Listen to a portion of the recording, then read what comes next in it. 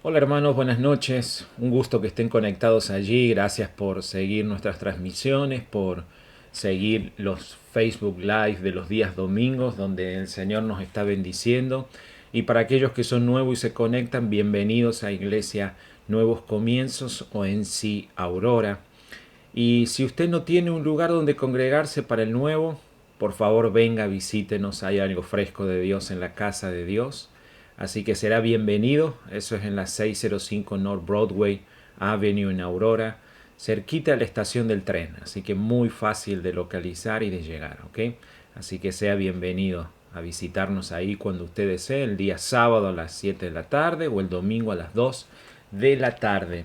Hermanos, todo este tiempo o un mes largo hemos estado hablando del libro de Daniel y hemos todos estado aprendiendo, algunos refrescando estudios pasados, una gran bendición. Así que hoy llegamos al final porque vamos a pasar el próximo jueves a una nueva etapa de el libro que tenemos como guía para estudio y también van a ser lecciones excelentes. Pero hoy llegamos al final y me toca el gran desafío de compartir con ustedes Daniel capítulo 10, 11 y 12. El libro guía que utilizamos tiene el título de la lección hoy como el panorama profético del fin de los tiempos.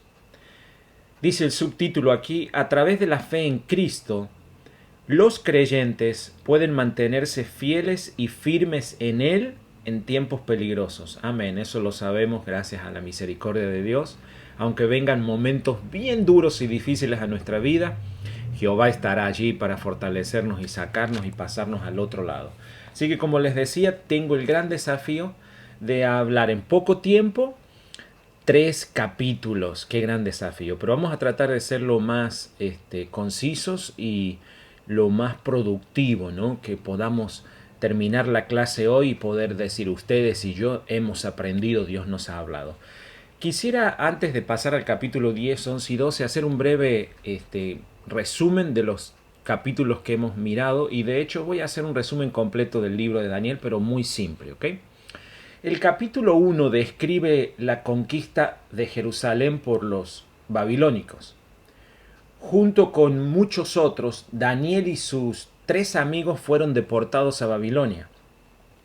Y por su valentía y obvias bendiciones de Dios sobre ellos, fueron promovidos al servicio del rey. Todos los que conocemos la historia de Daniel sabemos que fueron llevados cautivos y ellos decidieron no rendirse ante las leyes humanas y defender el gran cariño que tenían y afecto hacia Dios y el amor y la obediencia al Rey de Reyes. Y fueron recompensados como siempre Dios hace, ¿no? Cuando ponemos en primer lugar a Él.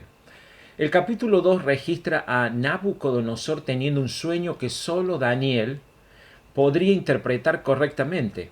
El sueño de Nabucodonosor sobre una gran estatua representaba el reino que se levantaría en el futuro y engrandeció a Daniel con muchos honores y grandes dones y fue jefe de los sabios de Babilonia.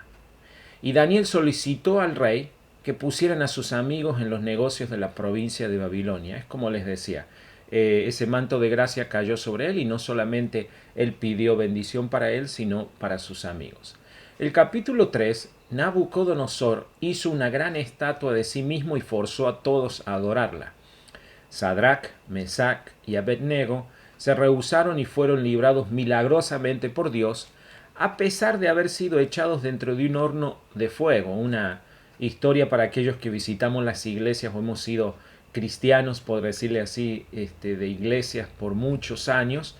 Han sido historias que nos han contado en la escuela bíblica y aún hoy en la actualidad escuchamos predicaciones sobre Daniel, Mesach y Abednego y el resto de sus amigos. En el capítulo 4, Nabucodonosor fue juzgado por Dios por su soberbia, ¿sí? Pero después fue restaurado una vez que reconoció y admitió la soberanía de Dios. En el capítulo 5, Daniel registra el mal uso que hizo Belsasar, hijo de Nabucodonosor, de los objetos tomados del templo de Jerusalén y como respuesta recibió un mensaje de Dios, escrito en la pared. Solo Daniel pudo interpretar la escritura, un mensaje del juicio venidero de Dios. Eso es muy lindo porque los hijos de Dios en los momentos más difíciles, la gente nos busca. Muchos dicen, usted que está cerca de Dios, usted que habla más con Dios, por favor ayúdeme y pídale por tal situación o tal cosa, ¿no? En esta situación, Daniel estaba revestido del poder de Dios y fue el único que pudo interpretar esto. Y vamos a mirar cómo las visiones que tuvo Daniel fueron para el pueblo de Dios y para nuestros tiempos. En el capítulo 6, Daniel es echado al foso de los leones por rehusarse a orar al rey, pero fue librado milagrosamente. Gloria a Dios. Capítulo 7, Dios le dio a Daniel una visión de 4 bestias. ¿Se recuerdan cuando dimos esa clase? Las 4 bestias representaban los imperios de Babilonia, Medo-Persa, Grecia y Roma, y de hecho en la última visión que vamos a estar mirando hoy se vuelven a repetir varios de ellos, ¿no? En el capítulo 8 contiene una visión de un carnero, un macho cabrío y varios cuernos, que fue la lección que me tocó a mí. Compartí unos días atrás. Si usted no sabe de qué estoy hablando, debería ir a mirar algunos videos que tenemos atrás en la página de la iglesia y le va a ser de bendición para comprender todo esto. Y si no, ir al gran libro llamado la Biblia. Dice aquí, también referente a futuros reinos y sus gobernantes. Eso es lo que vimos en el capítulo 8, hablando del macho cabrío, del carnero y de varios cuernos. El capítulo 9, Daniel, registra la profecía de las 70 semanas. ¿Okay? Dios le dio a Daniel el tiempo preciso cuando el Mesías vendría y sería muerto. La profecía también menciona un futuro gobernante quien hará un pacto con Israel, el cual romperá al cabo de 3 años y medio, seguido poco después por el gran juicio y la consumación de todas las cosas. Capítulo 10, que es lo que nos va a tocar hoy, después de esta gran visión en el río, ¿sí? Vaya prestando atención a esos ciertos datos, Daniel es visitado y fortalecido por un ángel, y el ángel le explica la visión a Daniel con gran detalle. Como siempre es Dios, detallista, ¿no? Capítulo 11, la toma de reino de Persia por el reino de Grecia, alianza entre los reyes del sur y del norte, y vamos a estar mirando la invasión de la tiranía de los romanos. Los acontecimientos de este capítulo corresponden al reinado del rey Ciro. Estos acontecimientos son la continuación del capítulo anterior, es decir, es una misma visión, ¿ok? Entre el capítulo, lo que comienza en el capítulo 10 y sigue en el 11 y va a terminar en el 12, es lo mismo. Capítulo 12. La visión de Daniel del final de los tiempos representa al Mesías de Israel, por quien muchos serán limpios y purificados. Él es nuestra justificación, por quien nuestros pecados, a través de su sangre, serán lavados y seremos tan blancos como la nieve. ¡Qué bendición de Dios! Así que eso vamos a estar mirando hoy otra vez, ¿no? El gran desafío me toca a mí de poder compartir con ustedes. Muy bien, lo que vamos a estar mirando hoy, entre el capítulo 10 y 12, es la visión de Daniel del futuro de Israel. ¿Okay? Eso se va a dar entre estos capítulos 10, 11 y 12. Así que sería bueno, si usted por ahí le queda algo pendiente, puede escribirnos si no entiende algo de lo que hablemos hoy, y con gusto podemos juntarnos, podemos por Facebook, por video, por audio, por lo que sea, podemos responder a sus dudas. Y si no, lo mejor que puede usted hacer es ir a la Biblia y pedir a Dios sabiduría para interpretar lo que está leyendo y leer el libro de Daniel. Se recuerda, les he aconsejado muchas veces que leer Daniel y Apocalipsis sería algo ideal. Entonces ahí va a poder sacarse cualquier duda, pero aquí estamos para colaborar, amén. Y si no sabemos, le preguntaremos a Dios y Él nos responderá y nos dará luz en algún punto.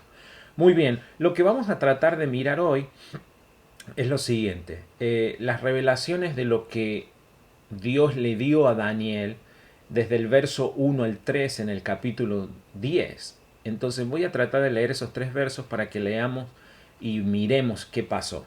Así que si tiene su Biblia, me encantaría que me acompañe. Vamos a leer el capítulo 10, verso 1 al 3. El capítulo 10 dice en el verso 1 lo siguiente.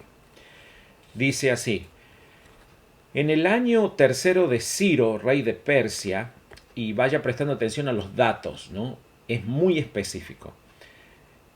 Ciro, rey de Persia, fue revelada palabra de Daniel llamado Belsasar, y la palabra era verdadera y el conflicto grande, pero él comprendió la palabra y tuvo inteligencia en la visión.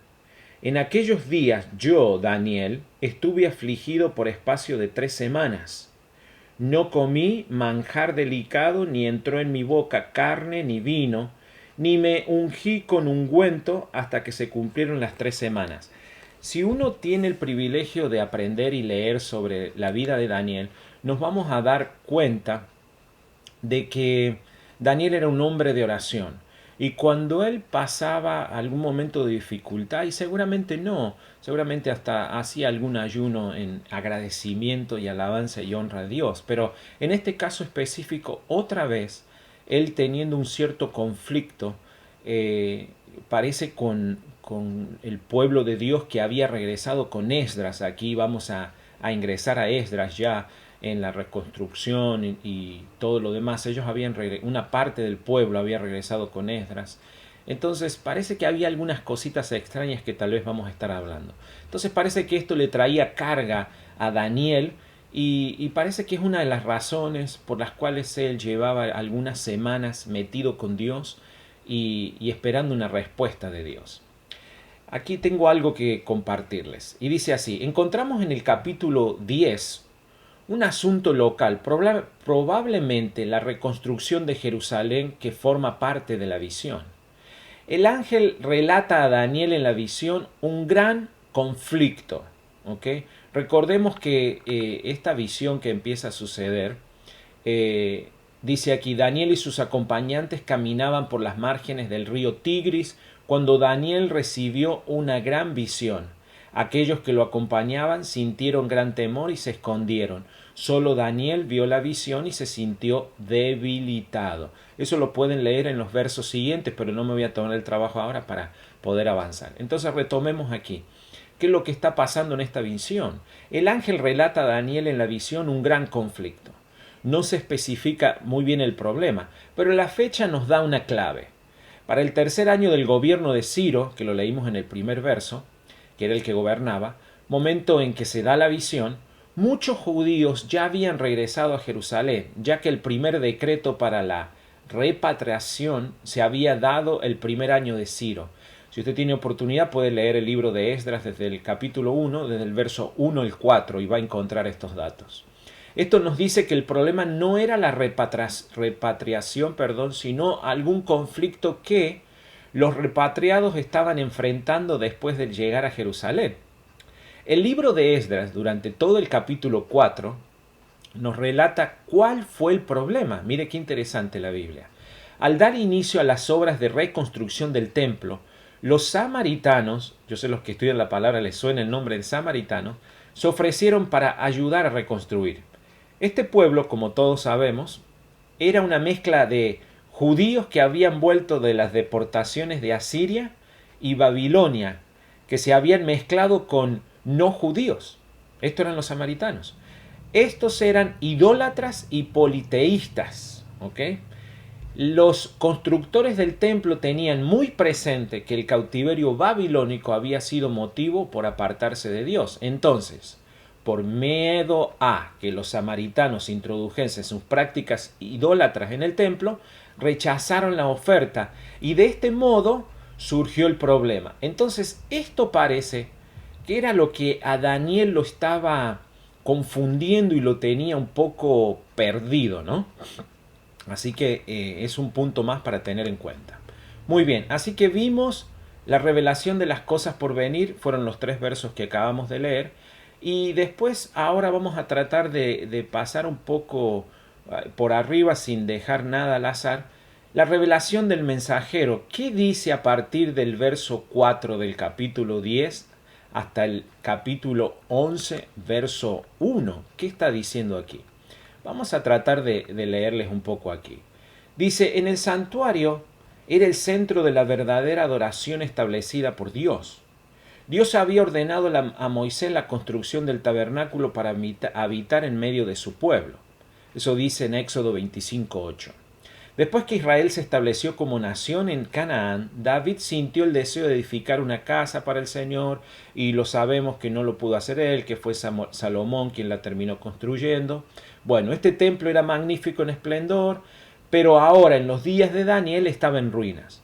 El propósito de Dios era que a través de las enseñanzas de los sacrificios del templo, todas las naciones tuviesen la oportunidad de conocer al Dios verdadero. Entonces el profeta Ageo profetizó que el Mesías, aquel a quien señalaban los símbolos del santuario, llenaría de gloria la casa del Señor. Eso lo vemos en Ageo capítulo 2, verso 7 y en Lucas 2, versos 49.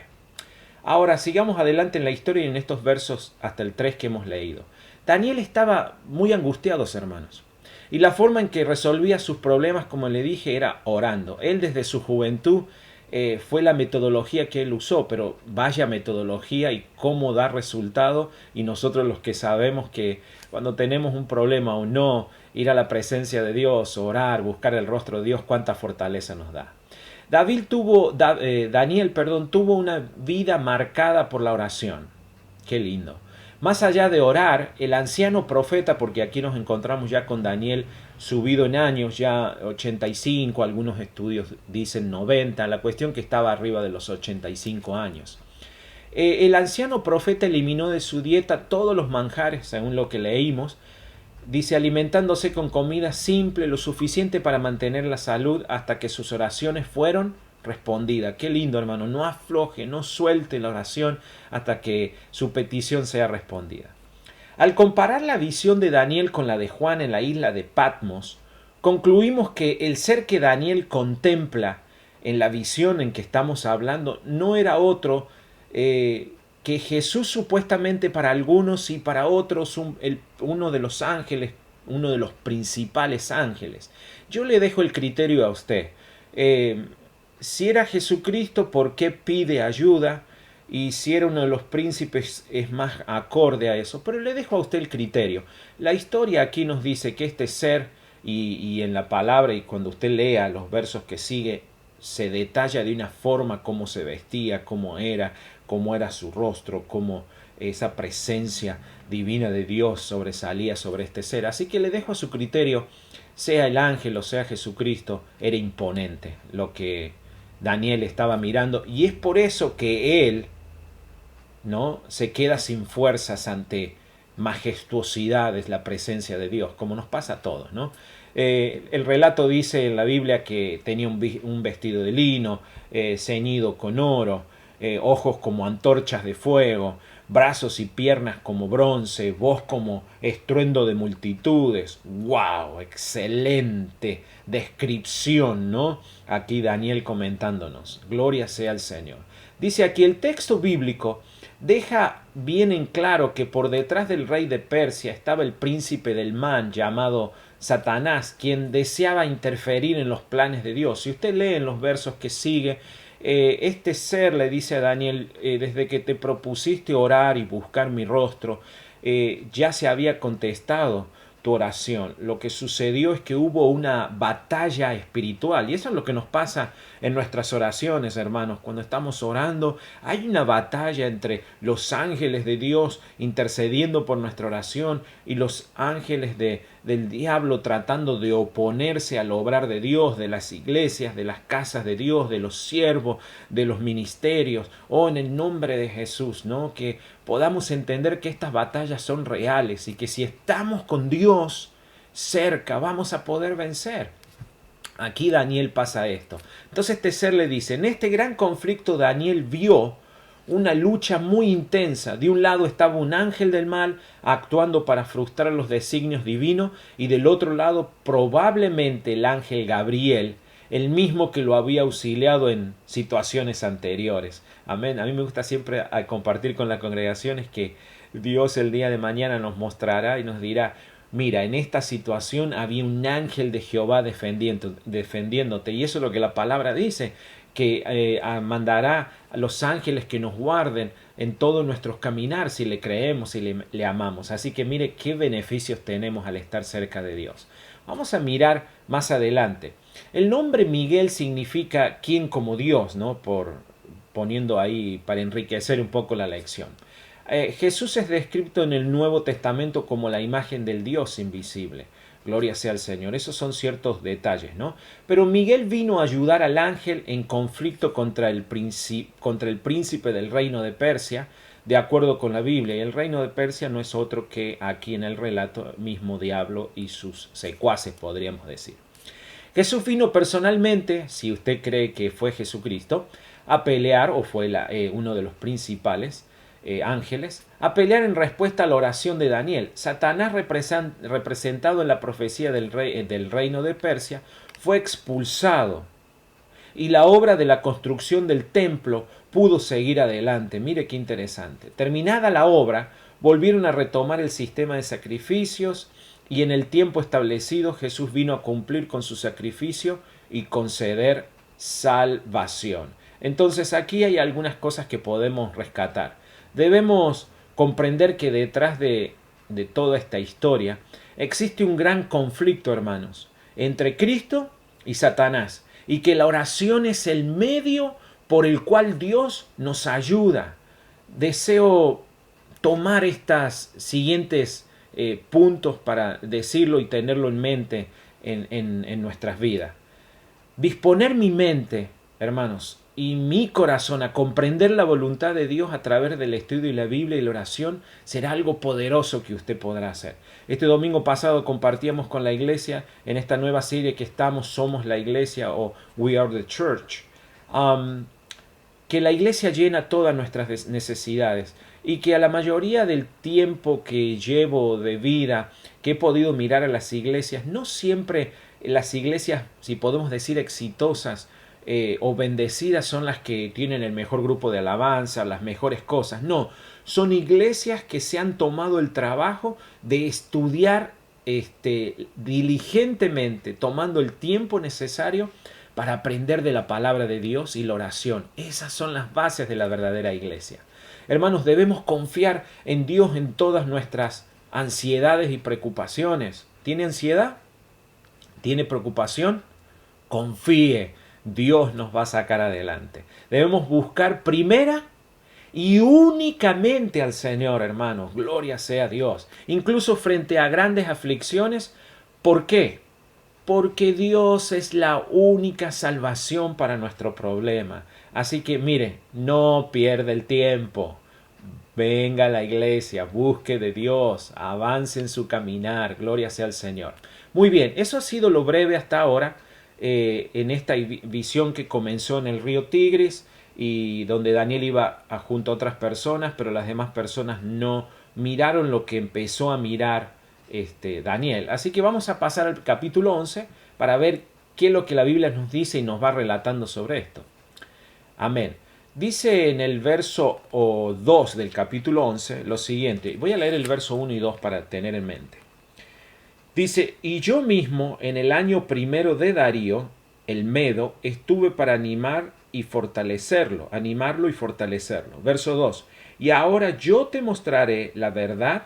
He aquí que aún habrá 3 reyes en Persia, y el cuarto se hará de grandes riquezas más que todos ellos, y al hacerse fuerte con sus riquezas, levantará a todos contra el reino de Grecia. Muy bien, siendo que Daniel tuvo esta visión en el tercer año de Ciro, ¿sí? Eso lo leímos en el verso 1 del capítulo 10, los tres reyes que lo sucedieron en el trono de Persia fueron, y mire estos nombres, Cambises, un usurpador llamado Falso Esmerdis, quien gobernó pocos meses en el trono de Darío, y el cuarto rey es Jerjes, mucho más rico que lo que acabamos de leer, que iba a suceder en la visión, está mirando Daniel, que iba a ser mucho más rico que todos los otros. En la Biblia se lo menciona como Asuero, quien se casó con la reina Esther. Para los que ya estudiamos la Biblia sabemos de qué estamos hablando.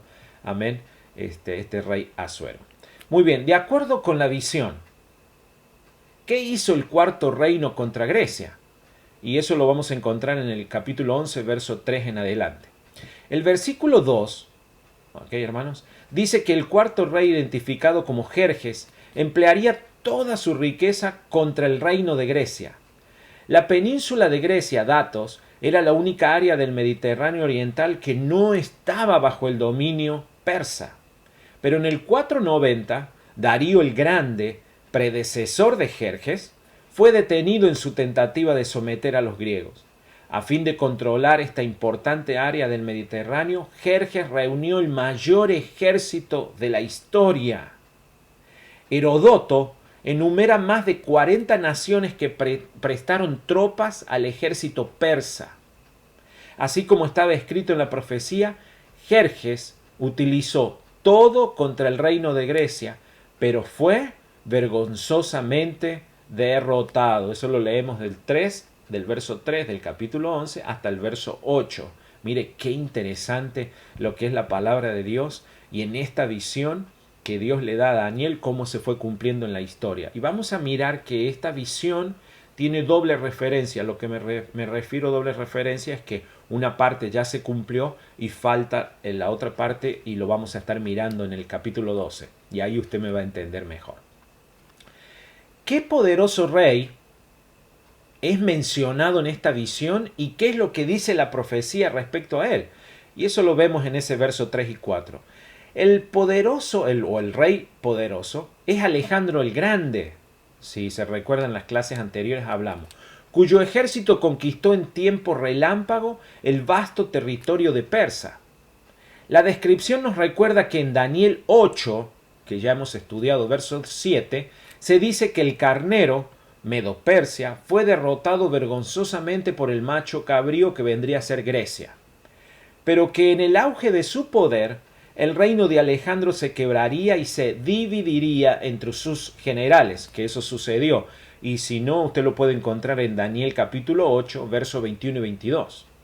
Y ahora la profecía vuelve a recalcar que su reino no sería para su descendencia. Y esto lo vemos en los versos 3 y 4. ¿Cuál fue, o vamos a ver, mejor dicho, la caída y sucesión del imperio griego? Alejandro el Grande alcanzó el auge de su carrera a la edad de 32 años. Ya lo dijimos en la última clase que me tocó en lo personal dar, creo. Hablamos de que Alejandro el Grande alcanzó el auge de su carrera a la edad de 32 años. Pero después de pasar 2 días, mire, bebiendo sin límites, fue tomado por una fiebre y murió. Alejandro fue sucedido por su hijo, nacido poco después de su muerte, y su medio hermano, que estaba un poquito como mal de su cabecita, llamado Felipe. Nadie de su familia inmediata era capaz de mantener unidos los territorios que él había conquistado. Entonces, aquí la palabra se cumplió. Los generales de Alejandro asesinaron al hijo y al hermano de Alejandro y dividieron el reino entre ellos. Mire qué hombres de confianza tenía Alejandro. Conforme está escrito en Daniel capítulo 11, verso 4. El imperio griego fue dividido en 4 partes, o 4 vientos puede decirse también, sucedido por sus 4 generales y no por un descendiente. Y estos generales fueron, ¿y a dónde se fueron? Casandro se fue al oeste, Lisímaco se fue al norte, Seleuco al este y Ptolomeo se fue al sur. ¿Y por qué tanta historia y todo esto? Aparte, lo necesitamos para no perdernos y llevar el orden, pero porque en los versos que veremos después están involucrados todos estos en la historia. Conforme a la visión, ¿qué generales o reyes se destacaron entre los otros? Daniel capítulo 11, verso 5. Leamos qué dice el verso 5. Acompáñenme en el libro de Daniel. ¿Qué dice el verso 5? Y se hará fuerte el rey del sur, mas uno de sus príncipes será más fuerte que él, y se hará poderoso. Su dominio será grande. Aleluya. El imperio de Alejandro fue dividido entre 4 sucesores, que es lo que hemos ya hablado. Desde el punto de vista de los judíos que vivían en Judá, las divisiones más importantes del imperio griego fueron Siria, incluyendo la provincia de Babilonia, la cual se ubica al norte de ellos, y Egipto, que se encontraba al sur. Estas dinastías son claves. Fueron conocidas como los Ptolomeos, o Ptolomeos, como usted quiera decirle, en Egipto, y los Seleucidas en Siria, en base a los nombres de sus primeros gobernantes, que fue Ptolomeo I y Seleuco I, que les había dicho hace un momento. ¿Por qué razón la profecía dedica atención especial a estos territorios del imperio de Alejandro? Por la simple razón, hermanos, de que uno y después el otro controlaron el territorio de Israel desde el punto de vista de la historia de la redención.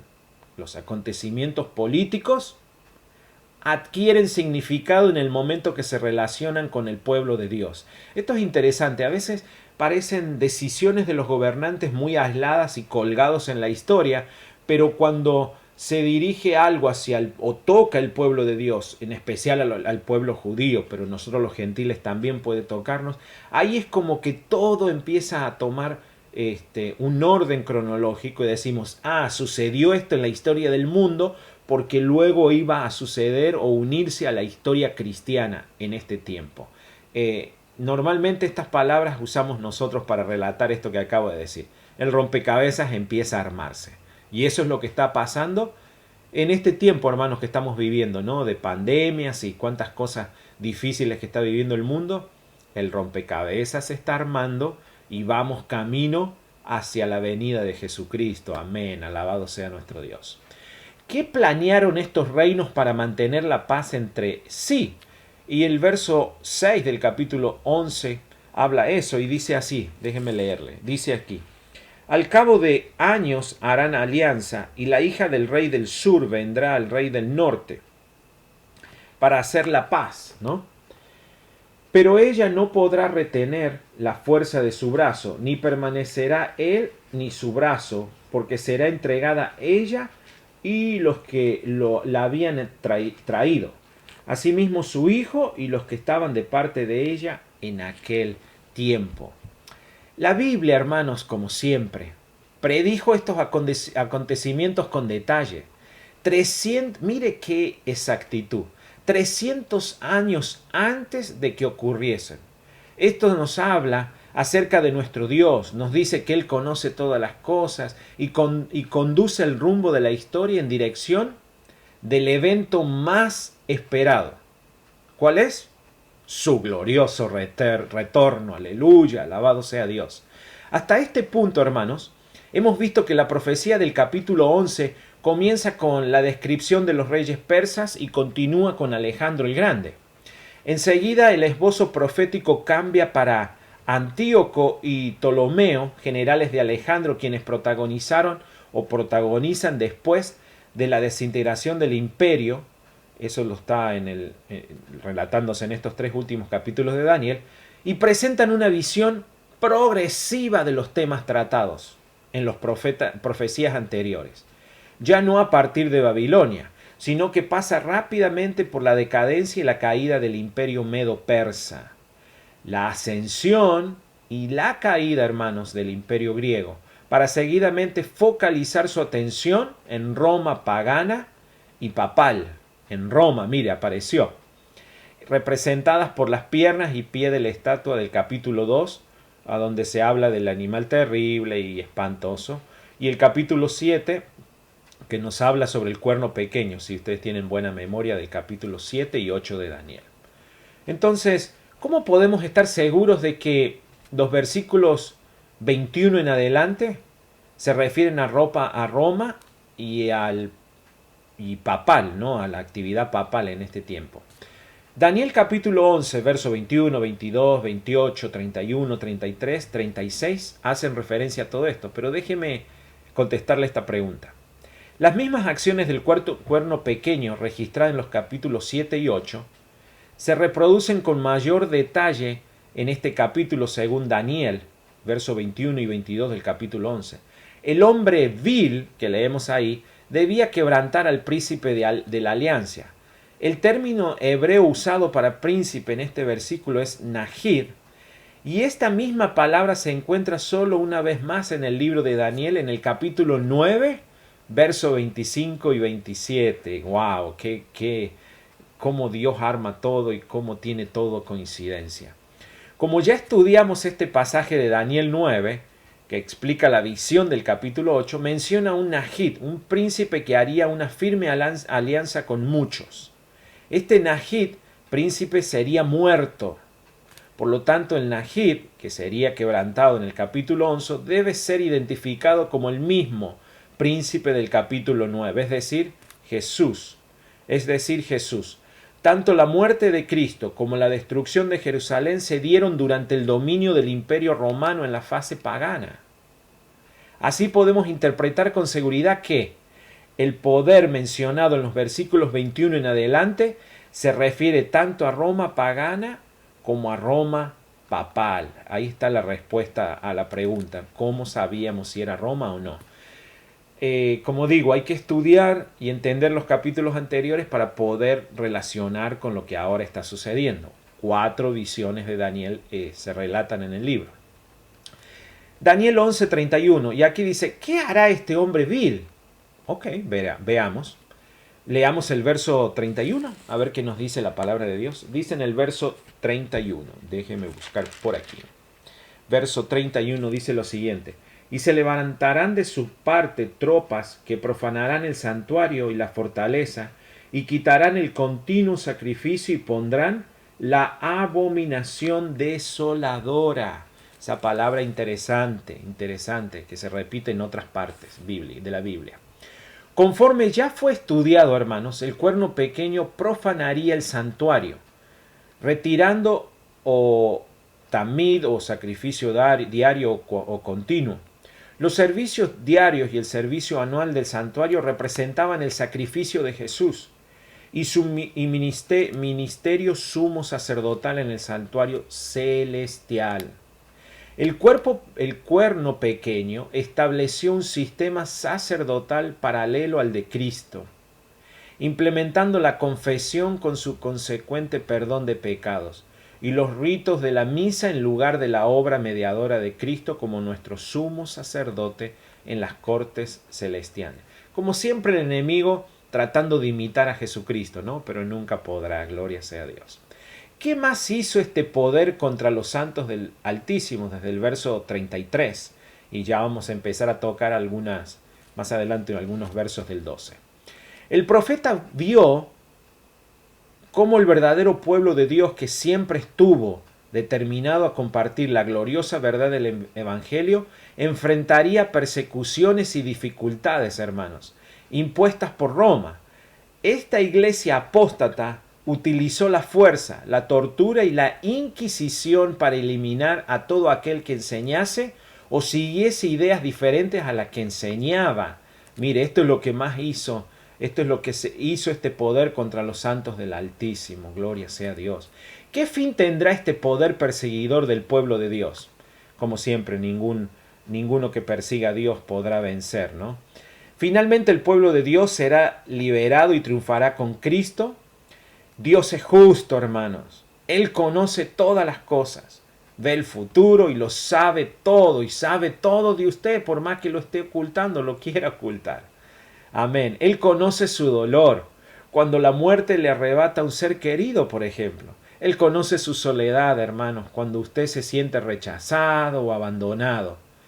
Pero, hermanos, si usted le permite a Él lo va a confortar, Jesús, y le dará la seguridad de que todo lo que le provoca dolor terminará cuando llegue el más grande, el Rey esperado, ¿no?, de todos los acontecimientos.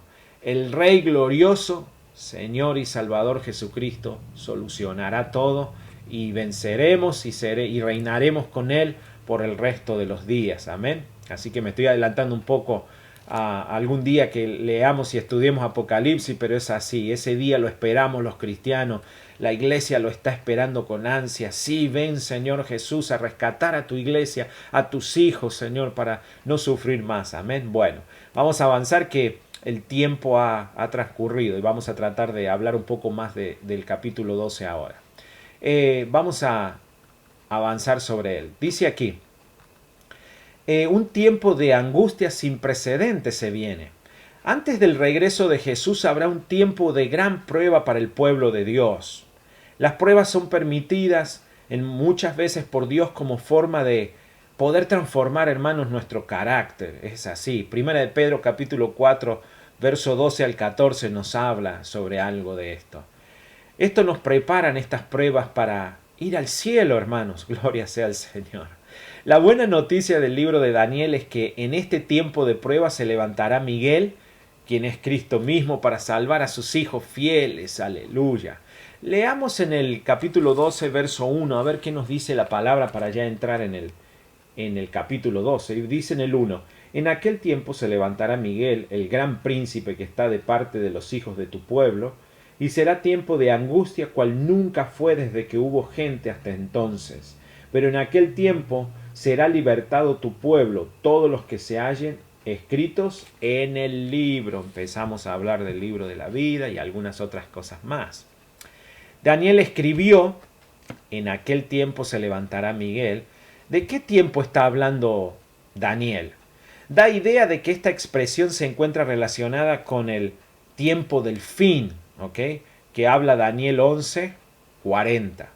Esto quiere decir que el profeta Daniel sitúa los acontecimientos del capítulo 2, hermanos, después de los años 1798 y 1844 que ya hemos visto en los relatos que hemos estudiado, como punto inicial del periodo del tiempo llamado tiempo del fin.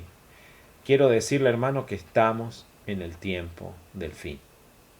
Antes del retorno de Cristo a esta tierra, los hijos sinceros de Dios se pasarán por un tiempo difícil y esperamos poder estar fortalecidos, hermanos, en ese tiempo. Gloria sea al Señor. Esperamos en nuestro Dios, esperamos en el Señor que Él nos fortalezca, porque las cosas que aún vivimos con este famoso virus no son fáciles, pero lo único que nos están diciendo es que Cristo viene, hermanos. ¿Qué evento señala el inicio de este periodo que aquí Daniel nos dice? Este periodo de prueba para el pueblo de Dios y lo demás. Apocalipsis habla mucho sobre esto, pero vamos a seguir adelante y no tocar por ahora Apocalipsis, aunque esté tentado a hacerlo. Al terminar su obra mediadora en el santuario celestial, no habrá más oportunidad de arrepentimiento ni de salvación. Esto quiere decir que quien esté salvo no podrá ya pedir que esa manto de gracia caiga sobre ellos. Y quien esté en ese momento, todos los casos ya estarán decididos. Este periodo es llamado, podríamos decir, como cierre de la puerta de la gracia o fin del tiempo, ¿sí? Se va. Ahora usted sabe, nosotros hoy estamos en este tiempo de la gracia, ese manto que ha caído sobre nosotros y nos está bendiciendo. Así que llegará un momento que eso ya sabemos que el Espíritu Santo, cuando Jesucristo venga por su iglesia, estará tomando otra función, ¿no? Y no será el de ahora de convencer de pecado y de todo el proceso que el Espíritu está en nuestra salvación o cuando aceptamos a Jesús. ¿Okay? Jesús termina su mediación en el santuario y Apocalipsis nos habla sobre las plagas y por esto necesitamos estar atentos, hermanos, a los acontecimientos que tendrán lugar en la tierra, ¿eh? Por eso nosotros necesitamos irnos con el Señor, aleluya. Bueno, hay ciertos textos que ahora no voy a tomar para leer, pero dice aquí, ¿qué sucederá cuando Cristo termine con esta obra? El primer evento que sucederá después que Jesús deje el santuario será el derramamiento de estas plagas, la ira de Dios y todo lo que sabemos, ¿ok? Al leer los siguientes textos y relacionarlos con los enunciados, aquí ahora les voy a decir cuáles son, de acuerdo a estos eventos ocurrirán después del cierre de esta puerta o de este tiempo de gracia. ¿Qué va a suceder?